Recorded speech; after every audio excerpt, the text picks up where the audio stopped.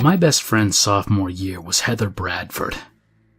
She was preppy, fun, energizing.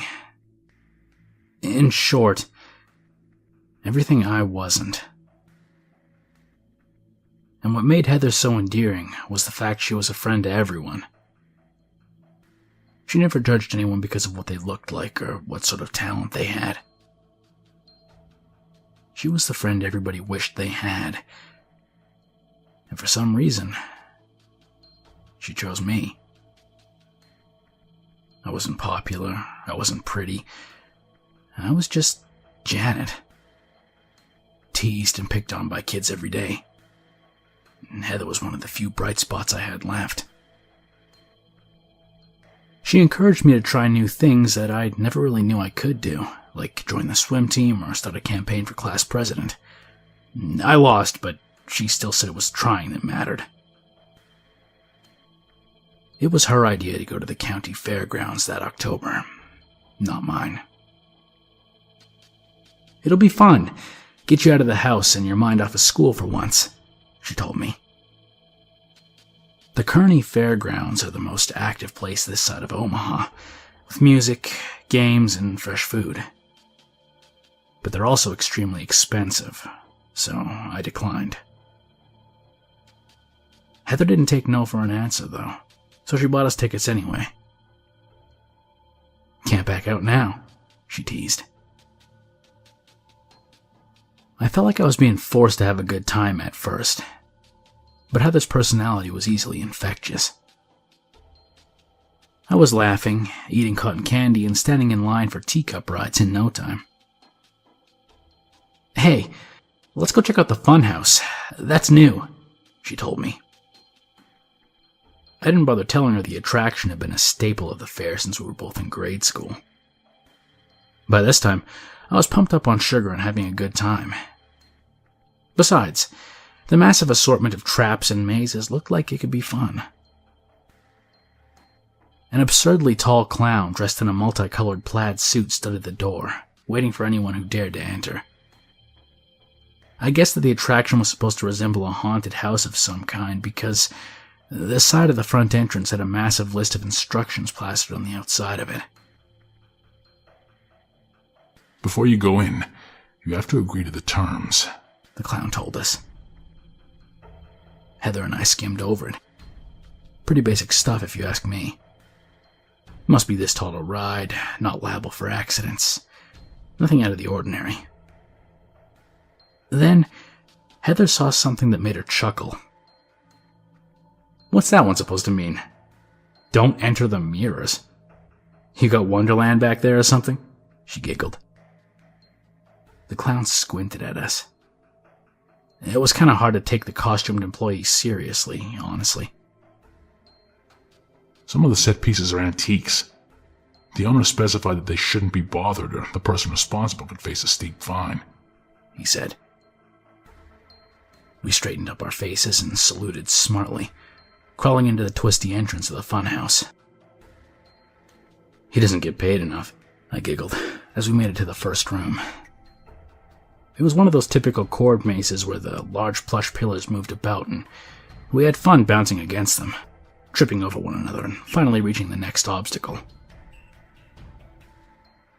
We caught our breath and stepped into the dark room, giggling at the conveyor belt we were now riding on, and Heather said, "This is pretty cool." I didn't respond until we made it to the other side, too out of breath to argue as we made it to the final room. This chamber was even darker than before, but both of us immediately recognized it as the mirror maze, and Heather frowned as the multiple reflections of herself stared back. "How in the world are we not supposed to touch these? This is insane," she commented. Slowly, I got a bearing on the floor and noticed there was soft lining. "There. If we keep fixated on that, we can find our way out," I told her, and then gestured for her to go one way and I could go the other. "It'll be easy. See you on the other side." Heather nodded and disappeared around a corner to the other side of the maze as I focused on the lining. It was still a little disorienting, especially because occasionally the funhouse would cause these pink flashing lights to cascade across the entire room. But somehow, after about 6 minutes of stumbling, I found my way to the exit. "Wow, that was crazy," I said as I rushed to the side of the funhouse. It was then that I realized I was talking to myself. I blushed as a few passing guests looked at me and then turned back towards the exit and waited for Heather to come out, thinking it would only be a minute or two. After 10 minutes went by, and I tried to go and get her, but the exit door refused to budge. I decided to walk around to the front, figuring that she must have given up and come back out the other way. "Hey, did you see my friend go by?" I asked the clown. The tall employee tilted his head and smiled. Nope, but I wasn't paying attention. Was she supposed to? He asked. "Look, bozo. We went in together a few minutes ago, but she hasn't come out. I think she might have gotten lost in the last room, the mirror maze," I told him. The clown made his most unsympathetic frowny face and remarked, "Well, if you want, you can go in and find her." I nodded in thanks, about to do just that when he stopped me cold and remarked, "But nothing is for free. It's 2 more tickets, miss." I sighed and rummaged through my pockets, suddenly realizing that we had spent our last tickets on this frustrating attraction. "Fine, I'll be back," I told him, running across the fair to the ticket counter. To be honest, at this point I was a little worried about Heather. I knew that occasionally she had some panic attacks in school. Last semester she literally curled up in a ball on the gym floor because of a boy breaking up with her. I was sure she was in trouble in that funhouse. I used what little money I had left to grab the tickets necessary and ran back as fast as I could, part of me hoping desperately that she was already out and waiting for me. But she wasn't. And for some reason, stepping into the funhouse a second time, I was really scared. I've never really been without her for a long period of time. We're as thick as thieves, I guess you could say. And maneuvering amidst those flimsy obstacles to make it to the mirror maze without her by my side, it just felt wrong. Everything about the place did now that I was alone. The maze especially. Staring at those hundreds of mind-boggling reflections of myself, I worried I might not be able to find her at all. "Heather, are you there? I'm sorry I went out earlier. I'm here to help," I called her, hoping for some kind of response. I followed the right path, the one she had taken into the dark and winding hall of mirrors, searching for any glimmer of a reflection from her. It was a little more difficult this time to make out anything because I wasn't keeping my eyes on the lining. Seeing all those myriads of reflections made me feel dizzy, so I called out to her again. Was she hurt? Having an anxiety attack? I started to rush through the maze. And then I slowed down as I realized I had reached a dead end in the shimmering glass and saw something there on the reflective surface. A handprint. Had Heather made it this far and then turned around? I reached out and touched the prints, running my fingers along their edges and then squinted my eyes. It looked like the mirror was shimmering the way an ocean would. I took a step back, surprised that my eyes were playing tricks on me. And then I realized that my reflection didn't do the same. I felt a lump in my throat as the room got a little darker, and then those annoying iridescent lights flashed around, and suddenly, the reflection moved toward me. I didn't even know how to react. How can you react when you're in a situation that bizarre? Before I knew what was happening, this doppelganger was on top of me, wrapping her fingers around my throat and trying to choke the life out of me. It took me a moment to register what was happening as I gasped for breath. This evil version of myself was so much stronger, so confident in their abilities, everything that I wasn't. I knew that if I didn't fight back, it would be the end for me. I jabbed my fingers against her eyes and screamed, thinking of Heather. Had this been what had happened to my best friend? Some funhouse ghost was doing her in? The thought of being subdued by such a force drove me to fight. I didn't want to become the next victim of this murderous mirror. I pushed my doppelganger back against the glass where it had come from, and then with all my strength, slammed their head against it. Shards of reflective sharp glass cracked as we fought, pushing each other back and forth in the cramped space as my evil twin grabbed a piece of broken glass, eager to slice my throat. I dodged the first attempt, the sliver of material striking against my forearm as I slammed her against the mirror again, and this time the entire thing shattered. Suddenly, the world around us seemed to collapse. She fell back into the strange mirror world from which she had come, trapped. I was still standing on the other side, my clothes soaked in blood and cuts running along my hands and arms. I almost didn't believe it had happened. And then I saw that strange, evil replica desperately try to press against the glass and get back out. And I screamed. I ran out of the maze, stumbling and trying to avoid getting close to any of the mirrors as I did. The reflection of myself kept pace with me the entire time, that same bitterness and cruelty evident every time I glanced toward the replica. I think I ran harder than I ever have in my life to escape. Once outside, I coughed up a little blood and looked at the cuts on my arm, still in disbelief. What had happened to Heather?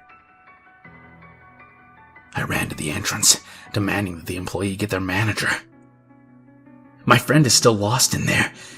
The fair's gonna close in 15 minutes. The clown looked at me as though I'd lost my mind. Fine. Stay here. But instead, a moment later they returned with security.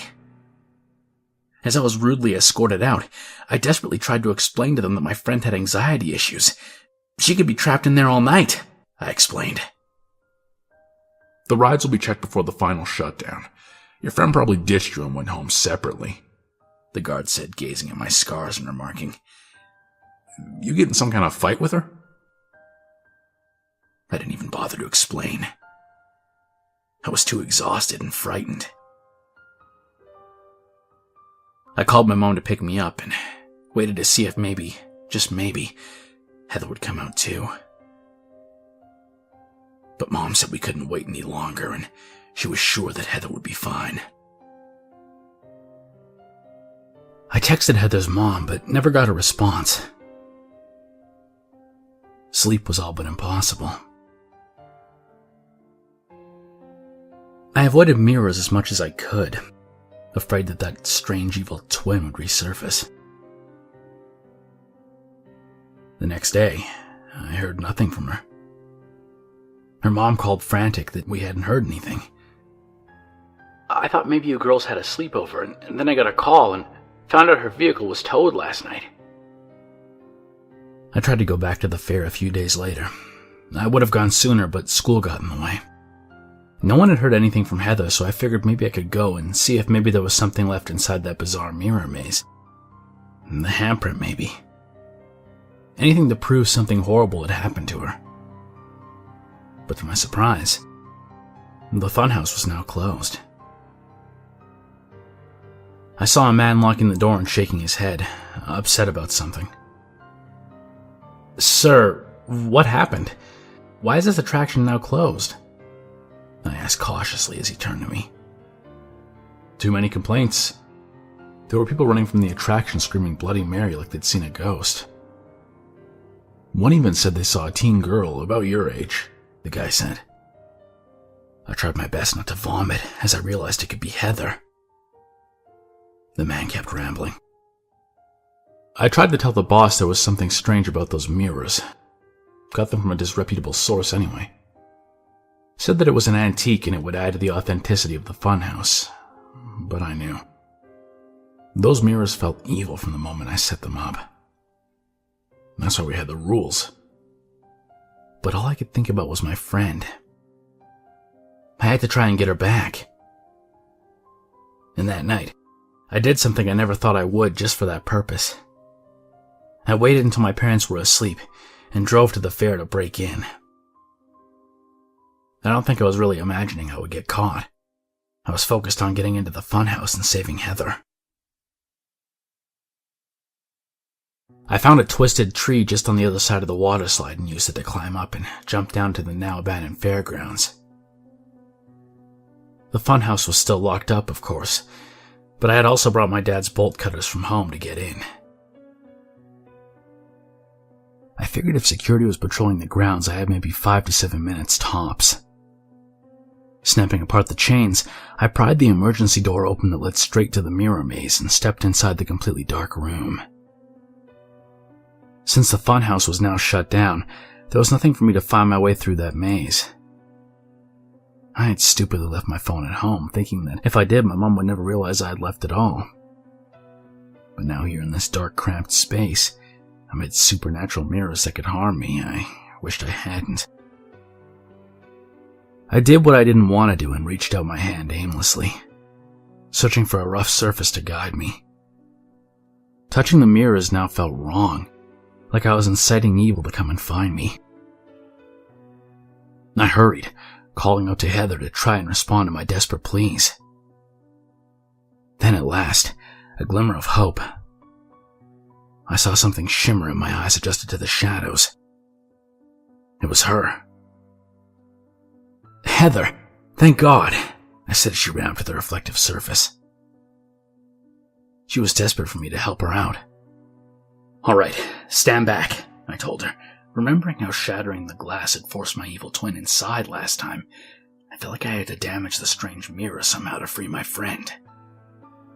I slammed the bolt cutters just one time to cause the reflective surface to splinter, and then I asked her, "Can you make it through?"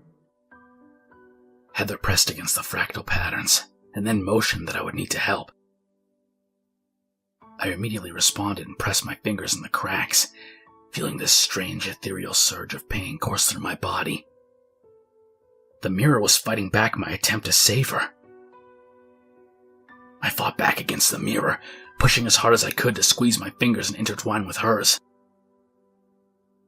The reflective surface of that other world surged and shimmered as I felt her skin touch mine. "We can do this. We're almost there," I said excitedly. She screamed in agony as we pushed through the shards of glass, her face and body being cut and sliced as the mirror struggled to hold on to its prized victim. Then, at last, she was lunging forward and pushed me backward, as though the strange otherworldly thing had chosen to spit her out after all. She coughed and shivered, hardly able to move as I helped her to her feet and desperately scanned the darkness to find the way out. Finally, we found our way to the fairgrounds and I called out at the top of my lungs for help. Heather was hardly breathing, too tired from the loss of blood to stand up, and collapsed to the cobblestone path beneath us. Finally, a security guard came around and shined his flashlight straight in our faces, looking at us like we were just a bunch of vandals. He used his walkie-talkie to contact the police, and my friend and I clung to one another as emergency services came. Heather was taken to the ICU, and I was grounded. My parents didn't understand at all why we had gone out to sneak into the fair when we had just been the other day. I didn't bother explaining any of it. All they saw was what they wanted to see. I was just happy to get my best friend back.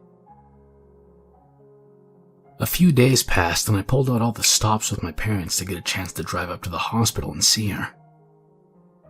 According to her mom, Heather had to have some facial recovery surgery from the many scars the mirror had caused to her skin.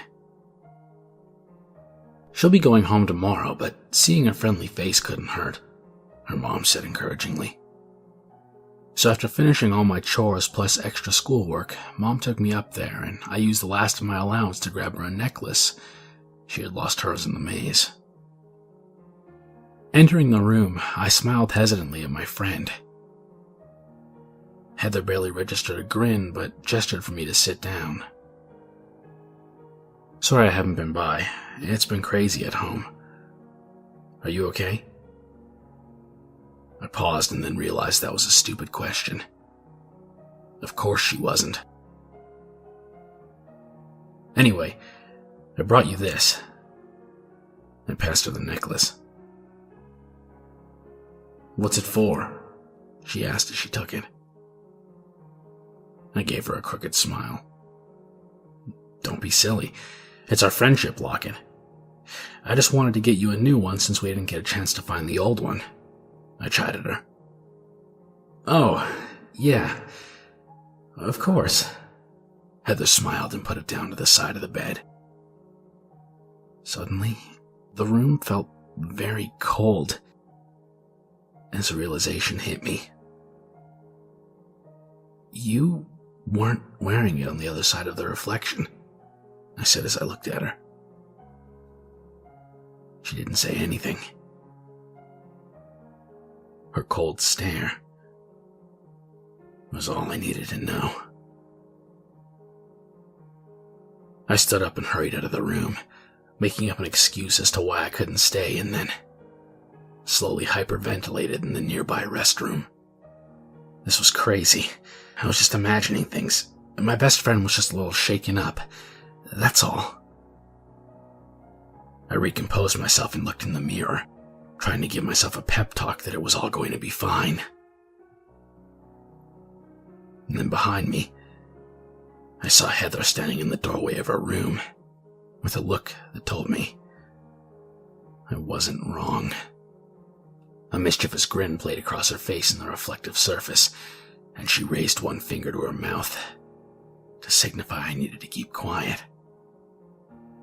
All I did was nod and leave. Who could I tell? Who would believe something like this? All I know is that after that day, Heather stopped talking to me. She stopped being the Heather I knew. Deep down, I knew, of course, that this wasn't my Heather at all. I had brought back something else entirely.